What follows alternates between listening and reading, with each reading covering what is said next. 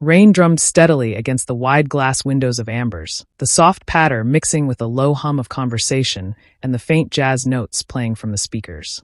The warm amber glow from the pendant lights washed over the polished mahogany bar, glinting off crystal glasses and bottles of liquor lined like trophies behind the counter. Lydia Asare stood in her usual spot, a vision of confidence in black fitted trousers and a deep burgundy blouse that complemented her smooth brown skin. Her long black hair was pulled into a high ponytail, which swayed slightly each time she reached for a bottle or bent to place a glass on the counter. Amber's was her kingdom. She had built it from nothing, pouring years of grit and hustle into transforming a tiny rented space into one of Seoul's most sought-after bars. She knew every regular by name, every drink preference by heart, and every subtle shift in mood that could be softened with the right cocktail. Tonight, despite the rain, the place was buzzing. The door swung open, a gust of cool air slipping inside along with a man who seemed, at first glance, too polished for the slightly chaotic charm of her bar. His dark tailored suit clung perfectly to broad shoulders, a single raindrop sliding down the sharp line of his jaw. He paused just inside, scanning the room with a kind of gaze that took in everything without revealing much. Lydia noticed him instantly.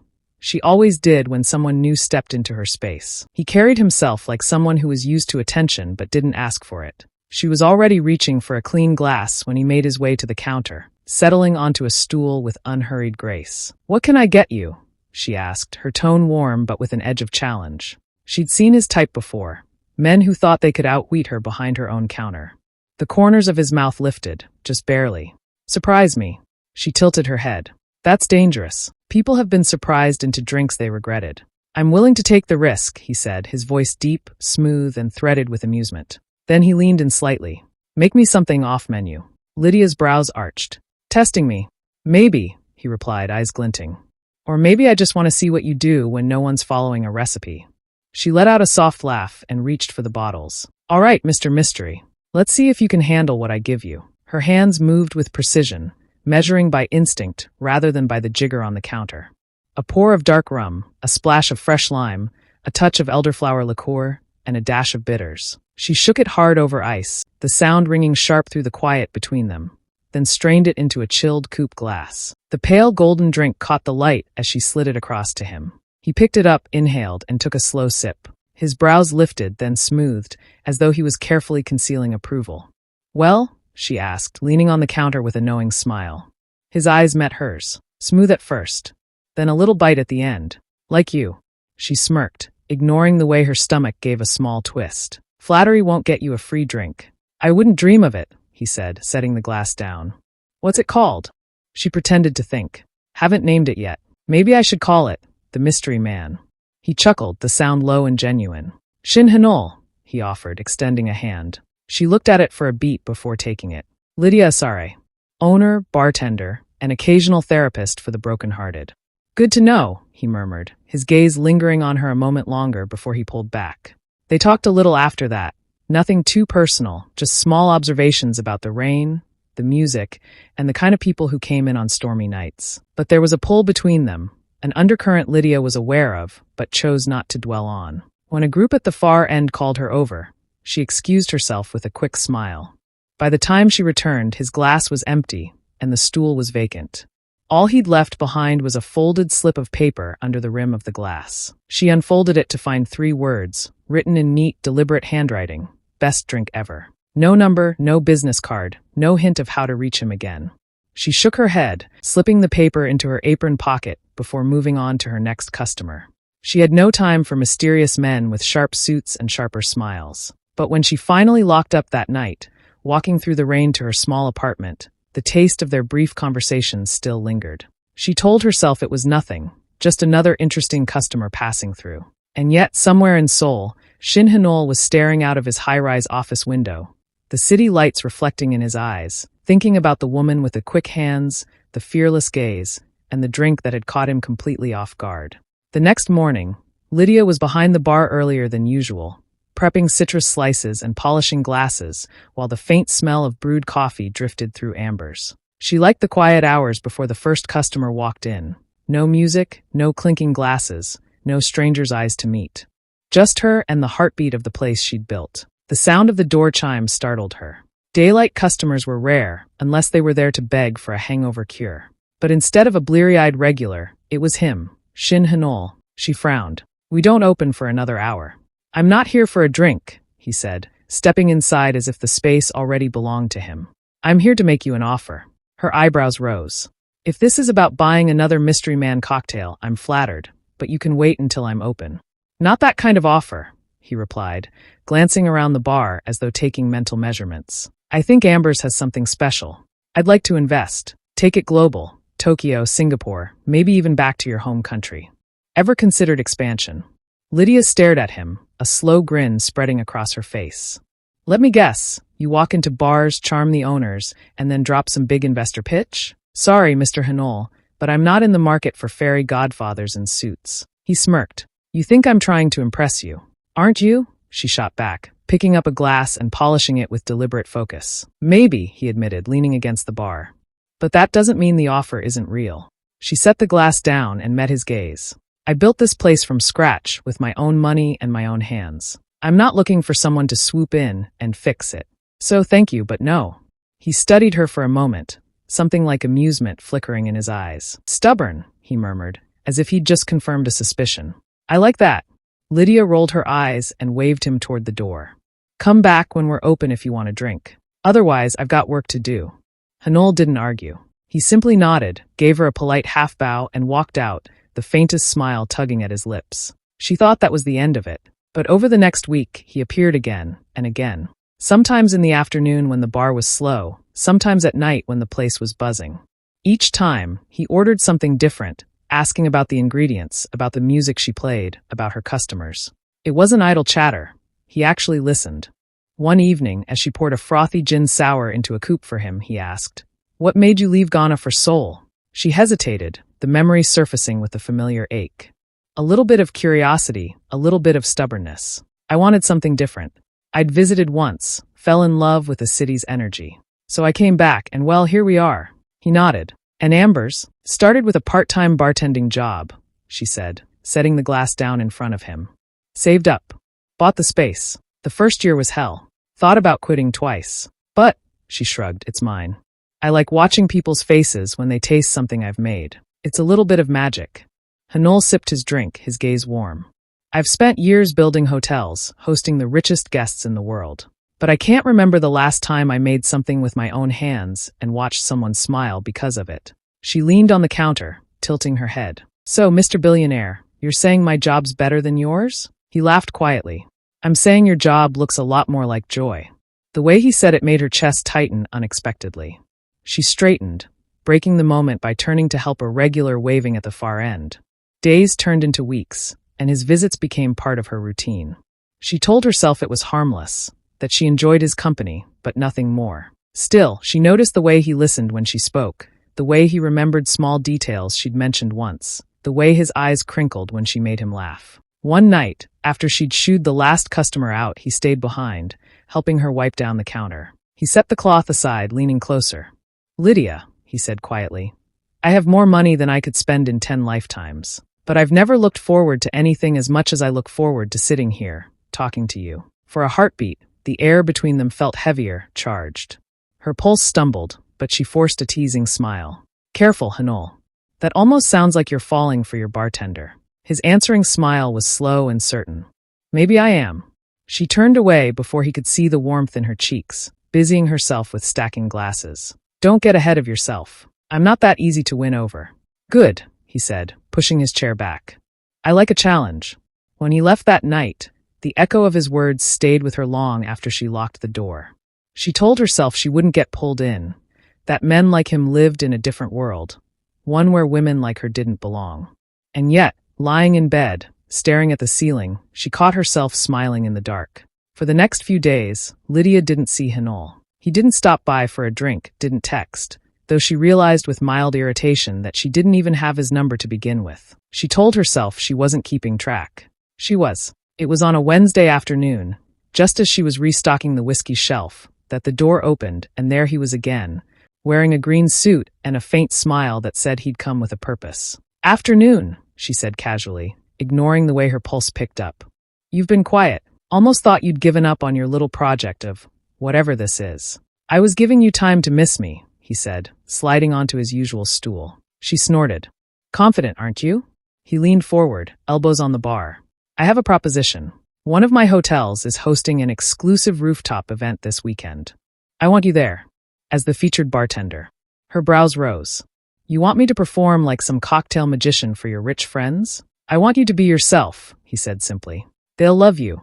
And I'd like to see you in my world for once. Lydia hesitated, the familiar instinct to reject anything that smelled of being shown off, tightening in her chest. That's not really my thing, Hanol.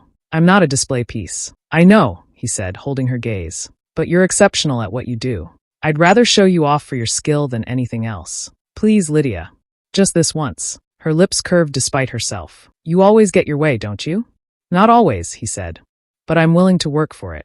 Against her better judgment, she agreed. When Saturday arrived, Lydia stood on the rooftop terrace of the Kong Lux, one of Hanol's crown jewels, a glass and steel marvel that kissed the clouds. The view stretched endlessly, the city glittering like a field of stars below. She wore a sleek dress with a fitted waist, her hair swept to one side, gold hoops catching the soft light.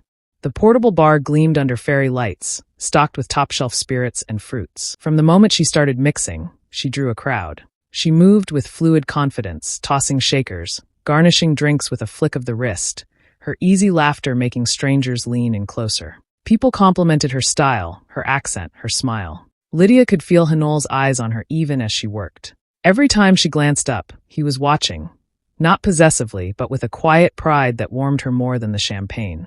Later, when the last glass had been served and the rooftop began to empty, he appeared at her side, his suit jacket slung casually over his shoulder. You were incredible, he said, offering her a bottle of still water. Half the guests came to talk to me about you instead of the event. She took the bottle with a smirk. So, I'm stealing your spotlight now? Gladly, he said. They left the hotel together, the city alive with neon signs and the distant hum of traffic. Neither of them seemed in a hurry to part ways. They wandered through quieter streets, their conversation drifting from light jokes to small confessions. She told him about the first time she'd ever tended bar at 18, back in Ghana, at her uncle's wedding. He told her about sneaking into his father's hotel kitchens as a boy, just to watch the chefs work. A warm breeze shifted, carrying the faint smell of rain. A soft patter followed, droplets beginning to fall from the darkened sky. Of course, Lydia muttered, glancing upward. Seoul weather has no manners. Before she could step back under cover, Hanol shrugged off his suit jacket and lifted it above them, holding it like a makeshift canopy. Quick, come on. She blinked at him. That's your expensive jacket. It's replaceable. You're not. Before she could argue, he tugged her closer beneath the fabric. The sudden closeness made her laugh, half surprised, half breathless, as the rain thickened into a steady shower. They broke into a run, darting down the street like teenagers trying to escape trouble, the city lights blurring in streaks of gold and silver around them. Where are we even going? Lydia shouted between bursts of laughter. Somewhere dry. Hanol grinned, steering her toward a narrow alley lit by a faint glow. They ducked under the overhang of a small closed cafe, the sound of rain pounding just beyond their little refuge. Breathing hard, Lydia leaned back against the wall, her hair damp around her shoulders. You're ridiculous, she said, smiling despite herself. Maybe, he admitted, running a hand through his rain-damp hair. His jacket was soaked, clinging to one arm, but he didn't seem to care. His gaze was fixed on her, soft and intent. The laughter between them faded, replaced by a silence weighted with something unspoken. The storm outside seemed to trap them in this tiny bubble of warmth and closeness. Hanol's eyes searched hers, as if he was waiting for permission to bridge the last bit of space. And slowly, he reached for her hand. Her first instinct was to pull back, but she didn't. The warmth of his fingers wrapped around hers, steady and sure, grounding her in a way that made her chest tighten. It was a quiet gesture, but it carried the weight of something more. For a heartbeat, the world was only rain, the soft glow of the street lamp, and the feel of his hand holding hers. Then, just as he leaned in, his phone rang. The sharp sound broke the spell. He exhaled, frustration flickering across his face before he stepped back. I'm sorry, I have to take this. Lydia forced a casual shrug, masking the sting of interruption. Go. Business waits for no one, right? When he returned, the moment had slipped away. They walked together until they reached her building, where he stopped and gave a small bow. Good night, Lydia, he said. She nodded, managing a smile. Good night, Hanol. As she climbed the stairs to her apartment, She told herself it was just a walk in the rain. Just a hand held for a few minutes. But deep down, she knew she was already standing at the edge of something much bigger. The next week's evening, Lydia was wiping down the counter at Amber's when the door swung open. She didn't need to look up to know it was Hanol. His cologne always reached her before his voice did. "You're early," she said, glancing at the clock. "I thought I'd get some practice in," he replied, shrugging out of his suit jacket and rolling up his sleeves. She arched a brow. "Practice?" He grinned. "I've decided I want to learn how to make drinks. Properly. Under your guidance." Lydia let out a small laugh. "All right, Mr. Billionaire. But if you break one of my glasses, it's coming out of your paycheck." "My paycheck?" he echoed, amused. "I didn't realize I was on your payroll." "You are now," she said, tossing him a bar towel. Lesson 1. Wipe down the station before we start. Clean workspace, clean drink. And so it began. Over the next week, Hanol became a regular fixture behind the bar. Not as a customer, but as Lydia's clumsy apprentice. The regulars found it endlessly entertaining to watch one of Seoul's richest men fumble with ice tongs, spill tonic water, and nearly drop a shaker mid-spin. Lydia, of course, made no effort to spare his pride. "Too much lime," she said one evening after tasting his attempt at a mojito. He frowned. "It tastes fine to me." "That's because you made it. Try again." He groaned but followed her instructions, his tall frame bending slightly as he concentrated. She watched him work, noting how unbothered he seemed by the laughter from nearby customers, how he didn't mind looking foolish if it meant learning. The bar felt livelier these days, and though she'd never admit it out loud, she liked having him there. One night, after they'd closed and the last glass had been washed, Hanol didn't leave. Instead, he slipped into the small kitchen at the back. "What are you doing?" she called after him. "Stay out there," he said. "And no peeking." She rolled her eyes but obeyed. Minutes later, the air filled with unfamiliar aromas, spicy, savory, rich. Curiosity finally got the better of her, and she pushed through the kitchen door. Her breath caught. On the counter were plates of jollof rice and goat meat, and rice balls and groundnut soup, Ghanaian dishes she hadn't tasted in months. "Hanol, how?" she asked, stepping closer. "I looked up recipes online," he said, a little sheepishly, "and called a Ghanaian restaurant in the city for advice. I figured if I can run hotels, I can follow a recipe." She stared at the food, then at him. "You made all this for me?" He gave a small nod. "You've shared so much of your world with me. I wanted to step into it for a night." They ate at one of the bar tables, the warm glow of the overhead lights making the moment feel almost unreal. She teased him about the slightly burnt jollof rice, and he pretended to be offended, but her smile lingered longer than usual. When the plates were empty, he leaned back, watching her quietly. "Lydia," he began, his voice lower now, "I think I'm falling in love with you." She froze. She searched his face for any hint of jest, but there was none, just steady, open sincerity. "Hanol, you don't even know what that means for someone like me. Your world isn't. It's not like mine. You have cameras following you, meetings at odd hours, people who care about appearances more than anything. I've built my life so I can breathe without any of that. I'm not asking you to give up breathing," he said softly. "I'm asking if you'll let me be part of your life, on your terms." Her chest tightened. She felt the pull toward him, undeniable and deep, but fear whispered in the back of her mind. She'd worked too hard to create a world she controlled. Letting someone in, especially someone like him, meant risking it all. "I don't know," she said finally, her voice quiet. He didn't push. He simply nodded, as though accepting that her walls wouldn't come down in a single night. "Then I'll wait," he murmured. When they parted at the door, she watched him walk into the night, his figure disappearing into the city lights. Her heart ached with the weight of wanting him and fearing him all at once. The days after Hanul's confession stretched longer than either of them expected. Lydia had taken time off from Amber's, claiming she needed to rest, but in truth, she needed to think. His words, so open, so certain, had lodged themselves in her chest, echoing in the quiet moments. She didn't doubt that he meant them. She didn't doubt her own feelings either. But loving someone like Hanul, a man whose life was tangled with wealth, expectations, and boardrooms, was stepping into a world far different from hers. And she wasn't the kind of woman to dive into something without being sure.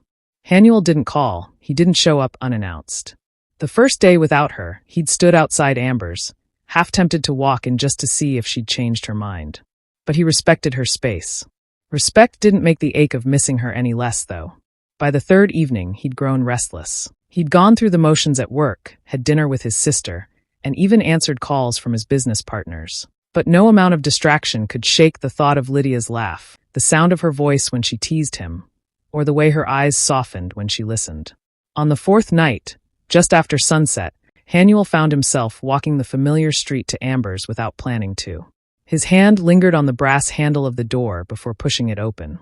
The hum of soft jazz filled the air, mingling with the faint scent of citrus and warm wood. The moment he stepped inside, his eyes found her. Lydia stood behind the bar, wearing a fitted black dress and a pair of gold hoops that caught the light when she moved. Her hair was down tonight, curling over her shoulders, and she looked at home. Comfortable. Like she belonged there, and maybe so did he. "Evening, stranger," she said, her voice carrying over the quiet clink of glassware.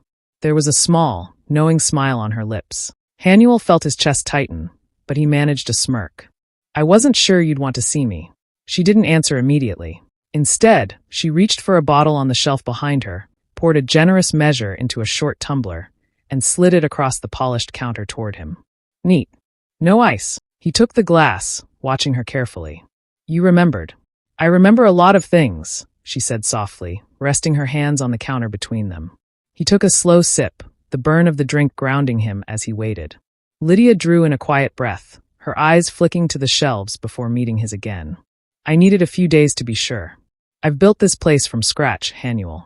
My life is here, these people, these walls, this bar. I didn't want to say yes to something I wasn't ready for. And now," his voice was low, almost cautious. She smiled faintly. "Now, I'm ready to take the leap. Not because of your money, or your last name, or the way people look at you when you walk into a room. I'm saying yes because of you. Because you make me laugh when I've had the longest day. Because you listen when I speak, even when I'm just rambling about cocktail recipes. Because you walked into my world without asking me to change a thing." His fingers tightened around the glass, his throat thick. "Lydia." She stepped around the bar then, coming to stand in front of him. Her presence was warm, grounding, and when her hand brushed against his, he didn't hesitate to take it. He looked at her like she was the only person in the room, maybe in the city. "You're the first person," he said slowly, "who's ever made me feel at home. Not in my house.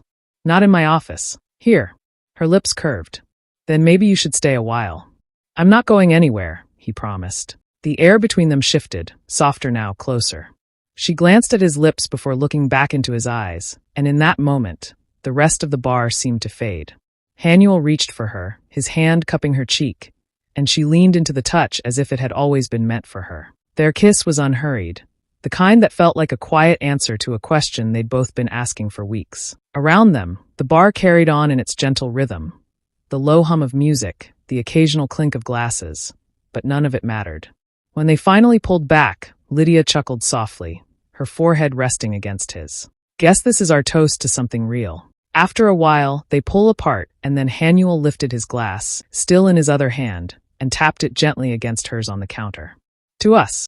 If this story touched you, make sure to like, share your thoughts in the comments, and subscribe to keep the channel growing.